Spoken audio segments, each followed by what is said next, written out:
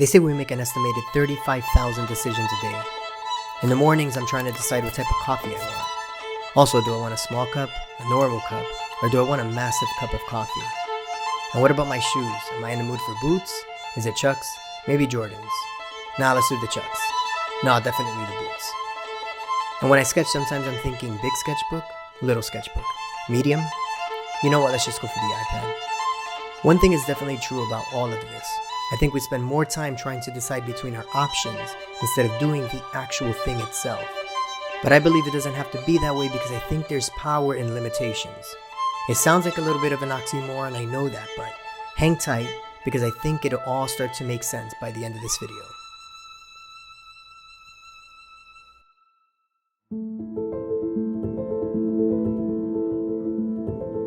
I think the idea of having a ton of options available to us sounds really good in theory, but many times it just ends up leading to this thing called decision paralysis. And that means that, we have a bunch of options, a ton of options to choose from.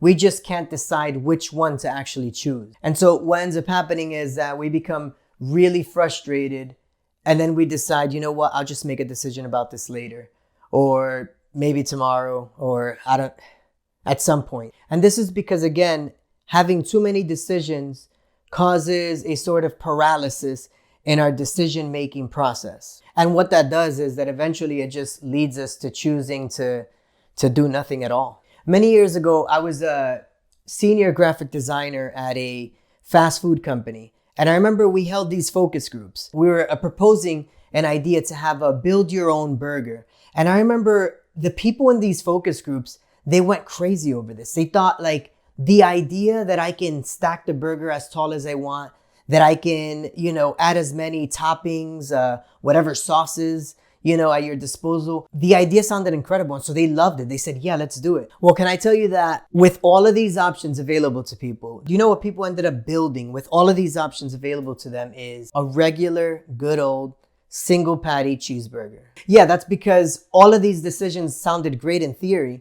But what ended up happening is that as people were sitting in a drive-thru especially, they were stressing out. They're thinking it was overwhelming to have all these options, let alone you've got the car line behind you. And so they're stressing out about that as well. So again, I think we love the idea of having all these options available to us.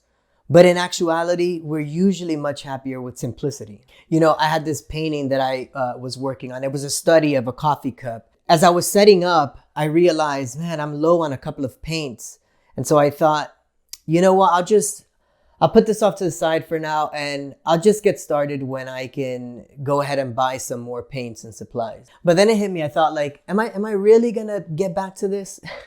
And I thought, you know what, there is actually such a thing as working with a limited color palette. That's an actual thing that painters do. And I'm thinking, maybe I can use this limitation and take advantage of that to try something different, try something new. In other words, I realized I don't need a bunch of extra colors. I just need to work with the actual paints that I have available to me right now. And so the same thing goes for you. Maybe you're thinking, man, I really need a new set of tools, a new drawing tablet or some other resources before I can get started on this project. I want to encourage you to get started with what's in your hands today, instead of waiting for what may or may not be in your hands tomorrow. In other words, don't underestimate the power of working within your current limitations, because often the one option you have is very much the only option that you need. And this kind of reminds me of in the Bible where, the Israelites, they were worshiping all of these other gods, not realizing that the one true and living God that was actually providing for them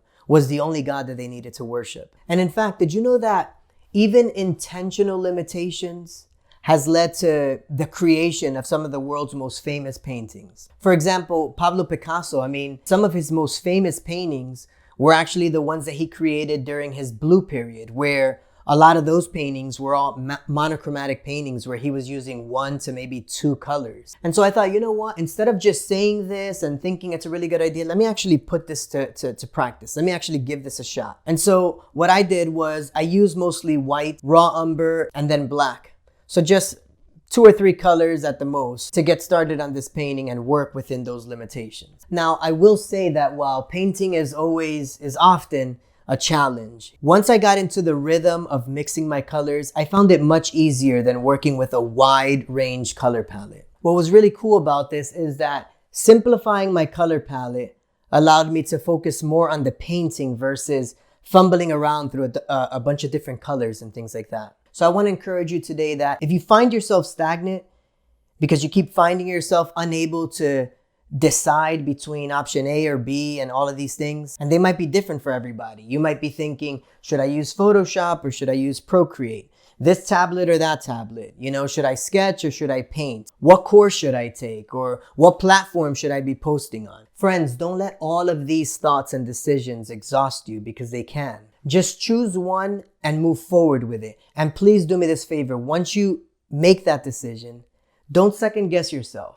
Don't doubt the decision that you just made. Be confident and move forward with it. Run forward with it in confidence.